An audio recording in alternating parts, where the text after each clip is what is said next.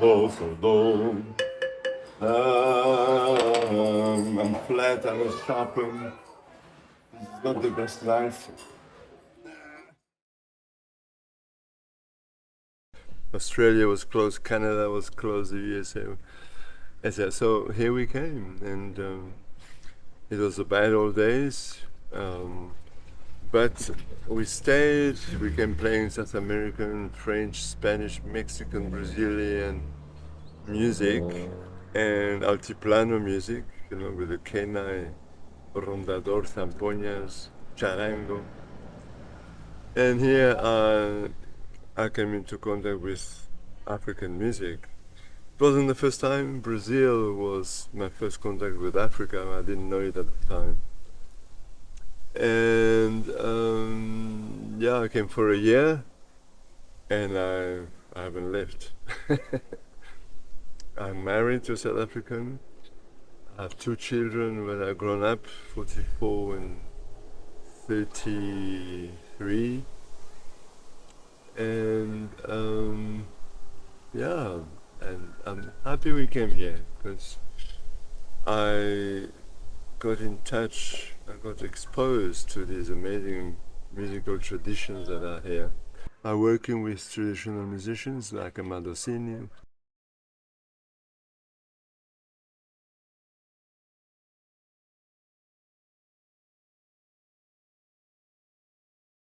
Adosini, with whom I worked over many years and helped. I was never her agent, and she she herself said that when people say, "Oh, is he your agent?" A white agent, that kind of syndrome.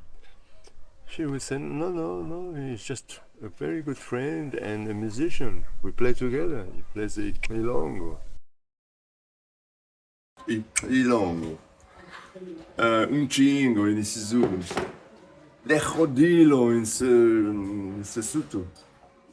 Mogorenyana in Setswana. Every South African language has a name for it. The harmonic flute. By now I should be able to cut it exactly after 40 years of practice, but still not. Let's see.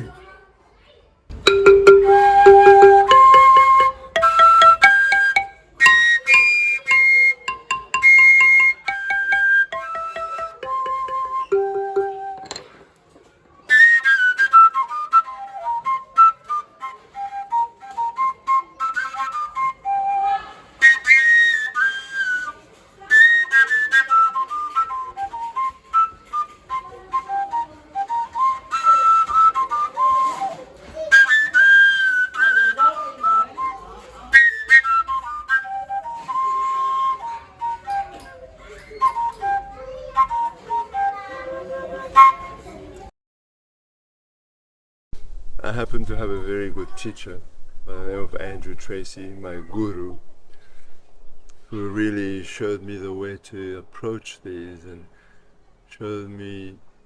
instructed me in the playing of lots of African instruments, from the Amadinla from Uganda, all the way down to South Africa, going past the Mbira in Zimbabwe, the Kalimba, the Nyangapan pipes from Mozambique, the Matepe Zamondoro, Mbira type of instrument.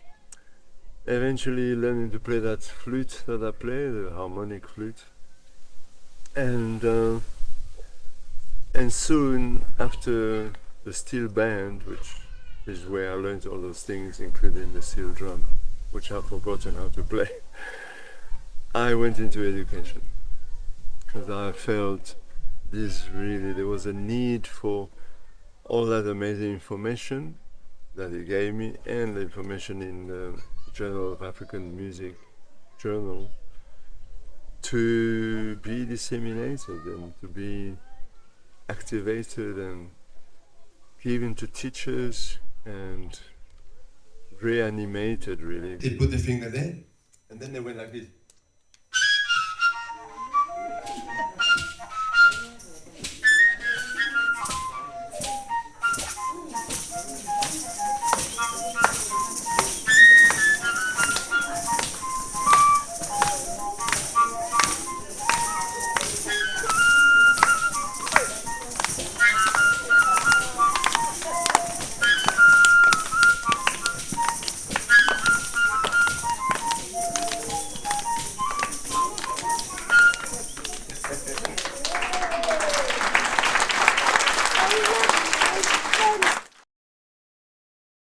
that flute that I play is, I say that too often, but it's the first instrument that really gave a very specific scale, an inescapable scale.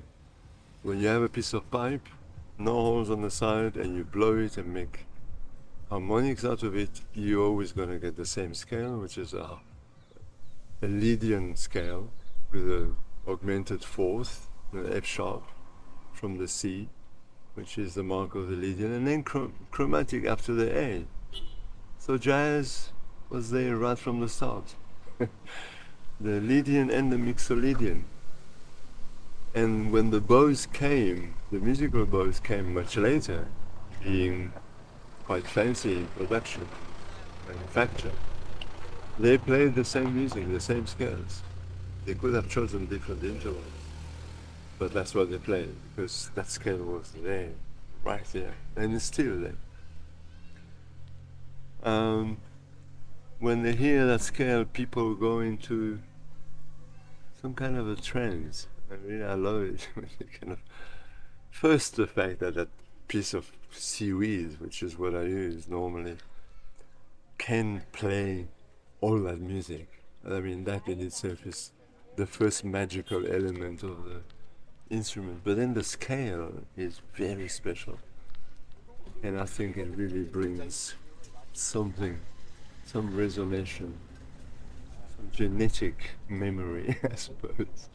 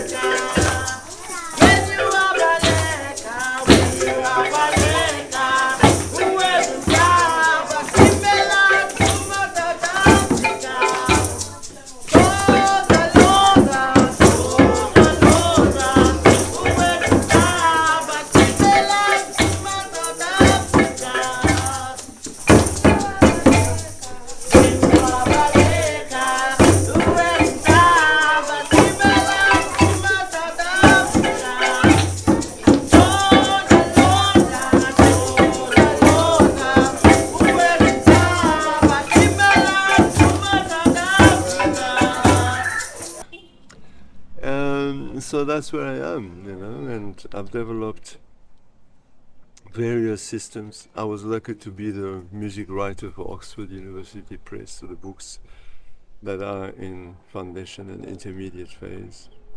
So I was able to have an influence in that, in what the kids are learning, and the approach to music, and bringing in traditional instruments, but also expanding them, expanding them into learning the rudiments of music, using chord sequences, understanding chords, but always starting with making the music. That is the point of my programs and what I do, my workshops, and what I put in that book. So it's and I've done this all over the world. I'm 72 now, so I've been everywhere. Australia, just Perth, in terms of work. I haven't worked in the East much, but otherwise everywhere. The Seychelles, Germany, the Clan Cosmos Festival, where we were there with Madosini. Walmart festivals where I do the one person, one note. And each person in the audience gets one little pipe, making one sound, one note. And we improvise the music first, because that's another thing, that's those early instruments. I went far into the instruments. Obviously, the examples of the instruments that I played still today in South Africa, the pipe ensembles and the flute, was inspirational. But I quickly realized that those instruments came from the very beginning of music, from the very beginning of humans making music, which was very likely at the same time they started painting rock paintings and dancing and telling stories and about the past and about the future. And, you know, when the imagination flourished, music was there, I'm pretty sure. And then, so in that way, it's an easy way to escape the accusations of appropriation. Because I'm not appropriating anything that is not human. This is a human right. Those instruments belong to everybody because we all come from the same people. From those people who were making music on the beach down here 60,000 years ago. Traditional music all over the world traditionally is not highly regarded. The practitioners are not very successful, they don't make much money out of it. So the young generation doesn't really regard them very highly at all.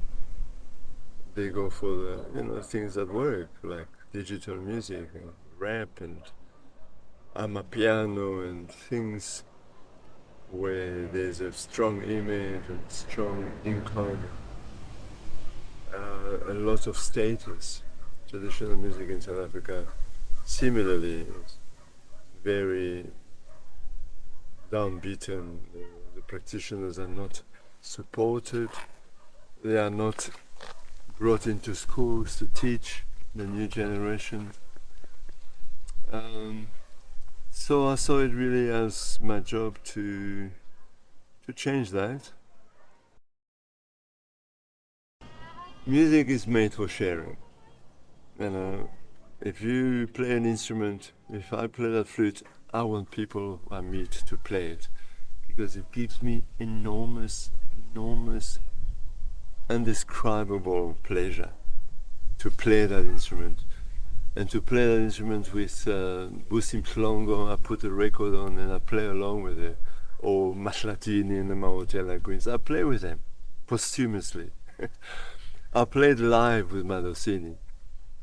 So that is what music is supposed to be. You're supposed to share it, you're supposed to enjoy it, you're supposed to be happy when other people pick it up and play it. To say, wow, wonderful, I've shared this. It's not mine. It was created by our ancestors 60,000 years ago. When I picked up that pipe, no one knew about that flute. There were examples in the Percival Kirby Museum collection that I was looking after. No one knew how to play that thing until some guy from the township came and he was playing a white electrical conduit. And it didn't teach me, but it taught me because I saw how he was doing it. And then I spent the whole day trying to get a sound when he left. That pipe is played the harmonic flute is played in Finland, in Norway. How it got there, no one knows. Possibly because people from Africa, after having created an instrument, traveled because they did. That's how the world was populated. Or maybe spontaneous generation, because when you are a traditional musician or shepherd and you want to make music, there's a limited number of instruments that you can come up with. One is the harmonic series, applied to the pipe, which they make out of the bark of the willow tree there in spring, or applied to the stone drum, the Jew's harp, which is made out of millet stalks here, or bamboo in the east, or metal in Germany, and these days. Sometimes it has one tone, only one fundamental, dong, ding, ding, dong, dong, ding, ding. Sometimes it has three, and it plays concertos. I told you about that guy. That's Austrian concerto writer,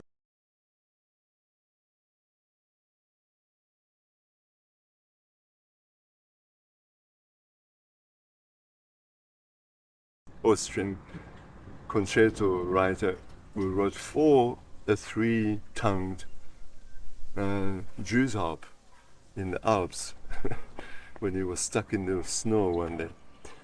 Anyway, so cultural appropriation is something that you can, kind of bring up when it's done rashly, when a lot of money is created out of it and not shared, when it is kept for yourself and not taught to other people. If those conditions are not there, then I can understand. But I certainly not a wealthy musician, and my job is teaching, and I've taught everybody I've met about the instrument, including these who flying kids.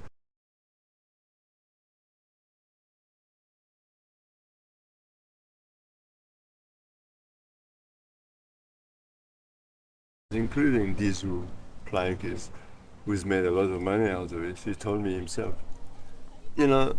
That doesn't matter. No, what matters is that this is communicated and people are enabled to play that instrument. And that's my job. I think whatever you do, these days more and more, you're going to get some flack. And you're going to get sidelined because, no, you should not be doing that. But at my age of 72, I really don't care. I am, I don't care. Madosini and I had a very, very special relationship. We didn't speak each other's language, but we were best of friends. And we played together, and our instruments talked to each other. Our instruments understood each other. And my instrument was older than hers by probably quite a few hundred years. But we were together. Pedro, you could have made a career as a rich, wealthy musician, as a teacher, teaching somewhere in, I don't know, in those white suburbs of Cape Town, teaching rich white children. But we're now sitting here at a township where you teach children who struggle to get enough food. Yeah. Yeah. No, look, I don't actually know if I had the choice. If it was a conscious choice. I'm not good at pushing myself or at fundraising. And yeah, somehow it's just this is how it turned out. The xylophone, that program which I do these days, teacher training, it happens for disadvantaged schools. It doesn't happen in advantaged schools. First, because they don't need it. Secondly, because they're following the traditional Western musical approach, which we know how it goes. And they have all the instruments that they can possibly want. Marimba ensembles and steel drum ensembles, piano lessons, so the urgent thing was and remains basically giving people like those kids the chance to the possibilities, the chance to hear the things, these different instruments, the chance to see a 72-year-old white man telling them a story about a crocodile who has a sore tooth and singing with him and making sound pictures with him, because that's what he does. That's something that I hope changes their lives and helps, together with the food scheme and the amazing education they get here, to do that. Are you ready? Close your eyes. What did you see? What did you see? A bird, an owl. Yeah, it sounded like an owl, but you know what? If I ask each one of you to draw the picture of the owl you saw, they're all going to be different pictures. Yeah, because you made it up the owl inside your imagination. And that's what's amazing about sound. It makes you creative. You create your own pictures. And then I started making up my own stories because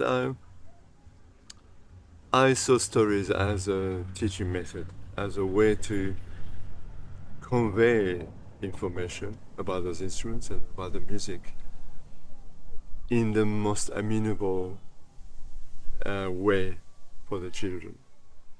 And of course I use that participation in terms of sound pictures and in terms of the song that keeps coming back, call and response. But it was just a tool. And I take liberties with with those stories from Zimbabwe. I take liberties with them. Because my reasoning is that Huey Tracy recorded that story in a village in Zimbabwe from an old man in his house. The old man, the neighbors, also an old man, told the same story, I'm pretty sure, but different in his own way, in his own style of telling, and even changing some of the things because, he knows about trees and about what sap is bad for you or not. So he put that into the story. And that's what I do. I brought in some pictures into the stories. They're not normally there. That's something I added. I changed the endings. When the ending, that story of the hyena and the little girl, it ends very badly for the hyena. The hyena dies with a hot poker being put by the granny from ear to ear, and that's the end of that story. And the hyena, it was too violent for me, so I changed it. I got the hyena to survive. The granny cuts a branch of a bush, it's very itchy. The leaves really make, and puts it under the hyena's nose while she's asleep, and the hyena runs away. That's what happened to the crocodile. He woke up in the morning with a very sore tooth. Ow! Ow, ow, ow, ow. My tooth is sore, said crocodile. He was so sore. He was so sore. He was singing a song that went like this. It went, ow, ow, ow. Ow, ow, ow. Ow, ow, ow. Got a crocodile. Everybody. Ow, ow, ow. Ow, ow, ow. Ow, ow, ow. Got a crocodile.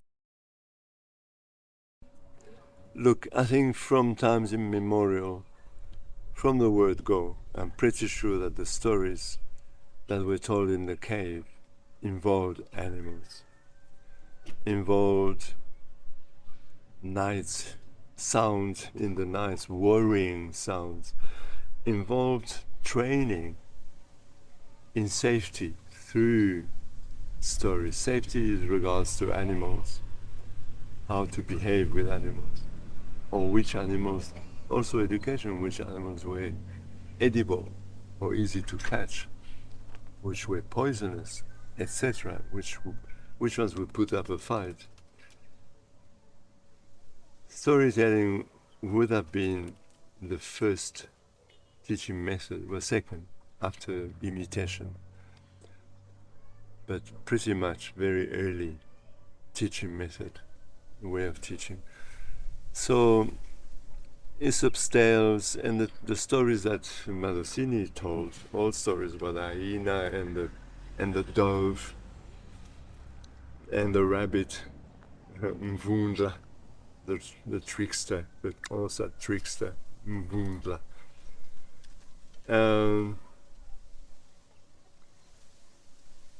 They always involved animals, and they were mostly anthropomorphized.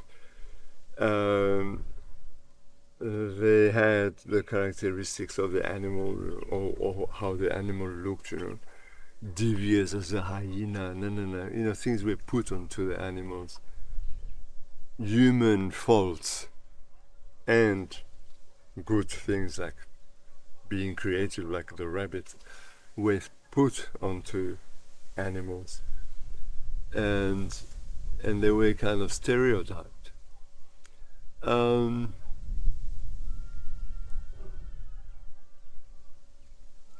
It's an interesting question, and I must think about it, because sometimes you get,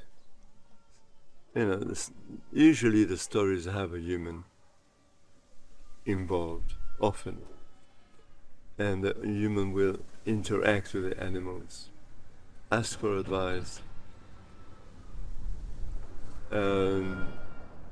Sometimes the animal will learn a skill, like the hyena in that story from Zimbabwe, the girl and the hyena.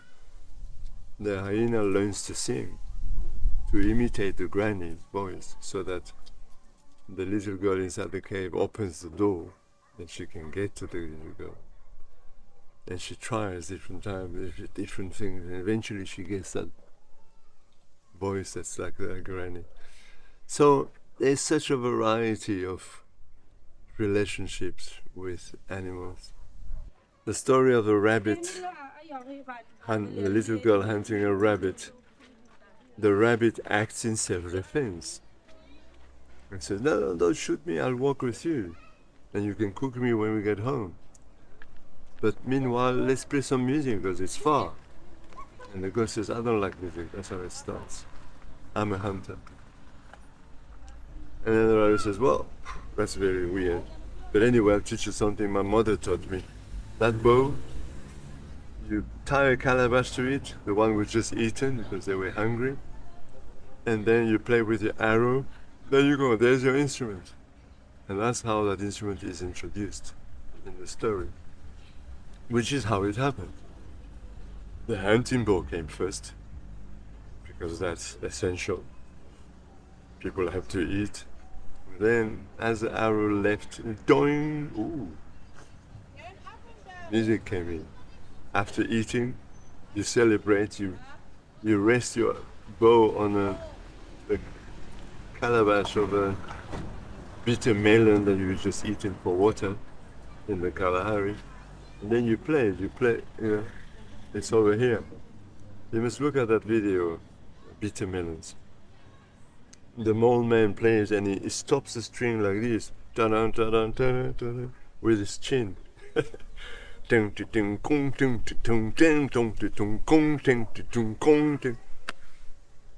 Amazing. And it resonator is a bitter melon shell. So, yeah, that's how I introduced the instrument, and it's the bow, the hunting bow. When I bring up the hunting bow and the arrow, I have everybody's attention. They're looking at me. What is he gonna do? You know what I mean? It's attractive. It's like it's a magnet. And then within the story they take part and they sing. They sing and they make sound pictures. When the girl goes into the forest, the forest is full of birds. There are frogs. There are cows and goats. There's even a horse sometimes. And at the end, sometimes the string breaks. This happened to me a few times. Tong! And I said, well, that's the end of that story. And that's how that little girl became a vegetarian. Humor, you need humor. Stories need to be fun. And they need to be fun for the audience, for the parents as well. There's quite a lot of stuff in my stories that goes to the audience, which goes over the kids, but the kids are there anyway.